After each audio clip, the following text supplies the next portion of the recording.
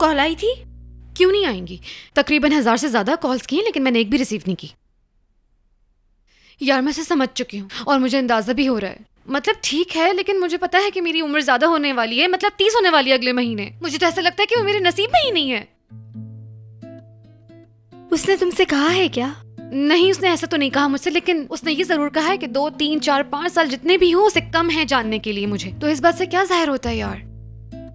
बाहर तुम बहुत जल्द फैसला सुना देती हो। तुम्हारे मामले में बोलना नहीं चाहती। सिमी मेरी बात समझने की कोशिश करो। देखो 2, 3, 4 साल की कंफर्म बात हो तो समझ में भी आता है, लेकिन वो कोई टाइम नहीं दे रहा मुझे। वैसे भी लड़की इस तरह से टाइम पास ही करते हैं, तुम्हें पता है। और देखो देखो, अगर मैं 32 साल की हो गई तो फिर क्या होगा? मेरी शादी भी नहीं होगी। अरे बाहर 32 साल भी कोई उम्र होती है, अल्लाह को मानो। उफ।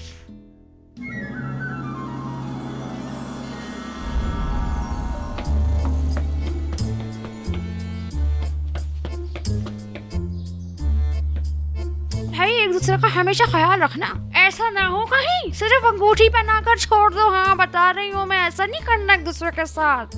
अरे अल्लाह, मेरी कमर अभी भी ऐसा लग रहा है कि जमाना तो बदला ही नहीं है। हाँ, लोग खुलकर तो एक दूसरे को प्रपोज ही नहीं कर रहे हैं अभी भी। हाँ उफ, आय आय आय अल्लाह, हाय मेरी टांगे, हाय। आय अल्लाह, ये क्या है? जरा देखो मैं, ये है क्या? अरे ये तो माहीन के दांत हैं जो कि मेरे पास ही रह गए हैं। चलो अल्लाह इसको रख देती हूँ, पता नहीं कब वापस हो जाएंगे। चलो खैर। कैसी हो मेरी बहन? हंसता क्यों बोल रही हो? आवाज नहीं आ रही। पूछ रही हूँ कैसी हो? ठीक हूँ, अल्लाह का शुक्र है। तुम बताओ मानू कैसी है? मानो ठीक है, अपने कामों में लगी हुई है। मानो की बेटी की शादी होने वाली है। हाँ हाँ, छोटी वाली? बिल्कुल, बेटों की शादी तो कब की हो गई, बड़े बेटे का बच्चा भी है। अरे वाह माशाल्लाह। देखो हर कोई शादी कर रहा है, लेकिन देखो ना यहाँ मेरी तो अभी तक शादी ही नहीं है। तुम्हारी बहन ऐसी है। अरे बाहर अभी भी वो ही शिकायत कर रही हो तुम मुझसे। ये बताओ, शाहान और सीनी? नहीं, शाहान और मोइन। नहीं, शाहान और वो लड़की। पता नहीं यार क्या नाम था उसका। हाँ, माहीन। शाहान और माहीन को देखो, हर वक्त लड़ते झगड़ते रहते हैं। मलिहा आंटी शाहान के ख्वाबों में आती हैं, कहती हैं उस लड़की से शादी करी तो कभी माफ नहीं करूंगी। अच्छा हाँ। सुनो, कहीं ऐसा तो नहीं कि मलिहा आंटी मुइस के भी ख्वाब में आती है और बद्दुआएं देती हूँ? हमें इस बात को सेलिब्रेट करना चाहिए। चलो अरे बस कर, बस। हाय मेरी कमर। हाय, अरे मजाक मजाक में तो तुम कुछ ज्यादा ही एक्साइटेड हो गई। हाँ क्या उस बेगैरत ने तुम्हें प्रपोज नहीं किया? हाँ, नहीं किया अब तक, किया ही नहीं। लेकिन तुम्हें एक बात बता रही हूँ मैं तुम्हें, हर इंसान को वक्त की जरूरत होती है और बस मैंने उसको वक्त दे दी है। बस तू जाने दो बस इस बात को। और क्या? हाय, अरे वही साहब क्या कर रहा है? हैंडसम लग रहा है।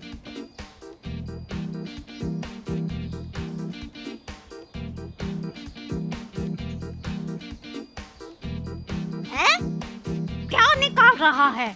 यार देख तो रही हो, वो रुमाल निकाल रहा है अपना। ठीक है। ध्यान से। मुइस, तुम यहाँ बैठ जाओ, इधर आओ, उधर बैठ जाओ तुम। हाँ, बुढ़ापा है ना, तुम्हें कह रही हूँ ना कि ऊपर आकर बैठो यार। मुइस मुइस मुइस, मुइस मुइस, अरे तुम इस तरह कैसे मर सकते हो? इस तरह से तो बिल्कुल भी नहीं चलेगा। हाँ मैं बता रही हूँ, पहले तुम्हें मुझे प्रपोज करना पड़ेगा, उसके बाद मैं तुम्हें हाँ बोलूंगी, उसके बाद तुम जो कुछ करना हो कर लेना। हाय, क्या मोहब्बत थी, कमर में भी सांप जा रहे हैं, कसम से।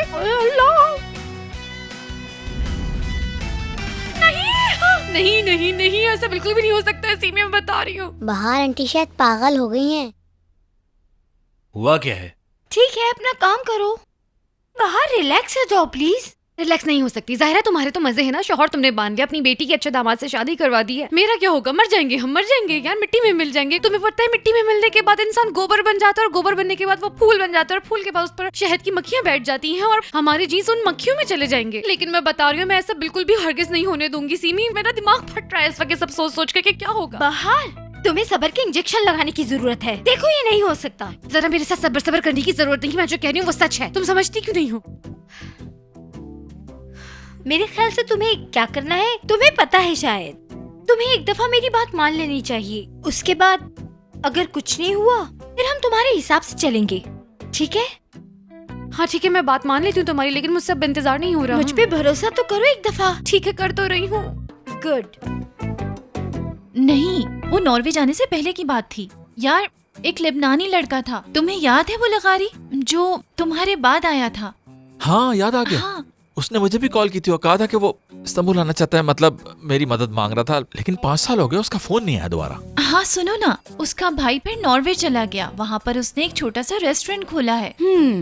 अच्छा तो ये दोनों कॉलीग्स थे, लेकिन ये ऐसे आके गले क्यों लगी? नहीं यार, न्यूयॉर्क वाले किचन की तरह पिज्जा बनाता है। बस एक कॉमन फ्रेंड मिला था पार्टी में, उसी ने बताया था कि वो लोग नॉर्वे गए हुए हैं। मैंने मुबारकबाद के लिए कॉल की तो कहने लगा आ जाओ। बस मैं उठी और सब कुछ छोड़ छाड़ कर वहाँ के लिए रवाना हो गई। बिल्कुल जैसे तुम हमेशा करती हो। हाँ, लेकिन वहाँ तो तुम बोर हो गई होगी। मतलब जो शख्स हॉलैंड में बोर हो जाए वो किसी सूरत में नॉर्वे 1 साल नहीं रह सकता, कभी नहीं। तो तुम्हें इससे क्या? इस लड़की के बारे में तो हर चीज जानते हो। सुबह से तो बात करने में इतने नखरे दिखा रहा था, और इस लड़की को देखते ही जबान फौरन चलने लगी। माफ करना मुझे। हम जब भी एक दूसरे से मिलते हैं तो सारी दुनिया को भूल जाते हैं। शाबाश है तुम लोगों को। हाँ, पुराने दोस्त और एक ही पेशे से ताल्लुक रखने वाले, हो जाता है अक्सर ऐसा। नहीं, हमारा काम एक जैसा नहीं है। वैसे सॉरी, हमारा इंट्रोडक्शन नहीं हुआ। मेरा नाम रोजीना है। हाँ, रोजीना। मेरे ख्याल से तुम अक्सर कॉल करती थी, वही दोस्त हो ना? वाह, मेरा नाम यहाँ तक पहुँचा हुआ है। ऐसा ही है। तुमने अपना नाम नहीं बताया। माहिन।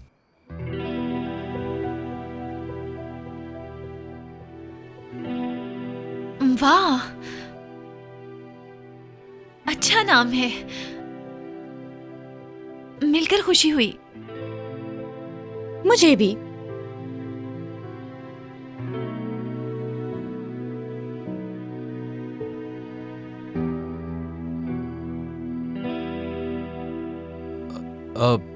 चलो अब चलते हैं यहाँ से।